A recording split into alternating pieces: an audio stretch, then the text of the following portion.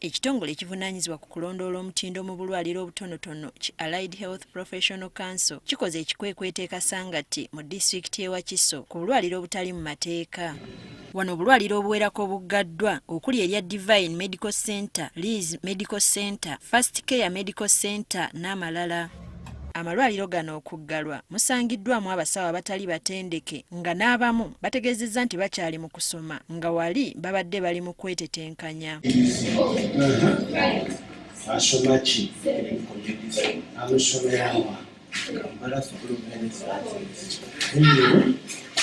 Mu bifo ebimu abasawo babadde bajjanjaba endwadde enkambwe ezirina okutwalibwa mu malwaliro amanene ate n'abasawo babadde babajjanjaba nga tebalina bukugu kukola ku ndwadde zino. Tugasanze nga galimu empapula za bicupuli z'abasawo weewaawo ne layisinsi z'amalwaliro agamu agabaddewo nga ga bicupuli era gaggaddwa n'ebirala bigenda kwongera binoonyerezebweko wa gye biva tusobole okulaba nga tutaasa embeera bwetyo. Abamu bwe babuuziddwa engeri gye bakolamu omulimu gw'obusawo nga bwe baddamu babitankana.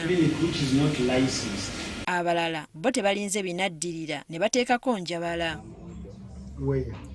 Waliwo n'abalwadde ababadde bakuŋŋaanidde mu kisenge kimu kyokka nga balina endwadde za njawulo ekitakkirizibwa okukkakkana ng'abasawo bakwatiddwa. Mu mbeera eno kajje tulimu tulina tusanze nga mu mbeera tulimu mu kaluumu akatono kalinyanga fuuti oba 10 ku 10 nga bataddemu abalwadde 8 ku kitanda balwadde 8 banyuzemu obutanda bumbuna buli kitanda kuliko abalwadde 2 kale n'okiraba mu mbeera gye tulimu tuli kulya ku kya social distance n'okulaba abantu tebafuna bulwadde bulala nga kyo bwe kiri. Okusinziira ku Dr. Bernard Bagaya agamba kya bulabe abasawo okujjanjaba endwadde ze batasobola kye bagamba nti kiviirako obulwadde okukona n'okussa obulamu bw'abantu mu matigga.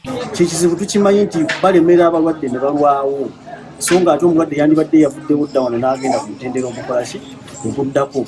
Y'ensonga eno lwaki tuli mu community tujja okulaba nti kye bakola nti balifaalinga abalwadde awo ne babongerayo atayongerayo era bino kati bimutuukako. Bano balabudde abasawo abamala okusoma ne batandikawo obulwaliro kyokka ne bateekamu abantu abatalina buyigirize bumala kukola mu bulwaliro buno. Waliwo ekizibu ekyo era minisitule essaawa eno ekirwanyisa ekyabasawo naddala abeekozesa okubeera nga oluusi bayitawo we bandikomye okusinziira ku buyigirize bwabwe. Buli musawo akola aba alina kye yasoma era bw'akomaawo alina okukwata omulwadde awo amwongereyo kwamusingako.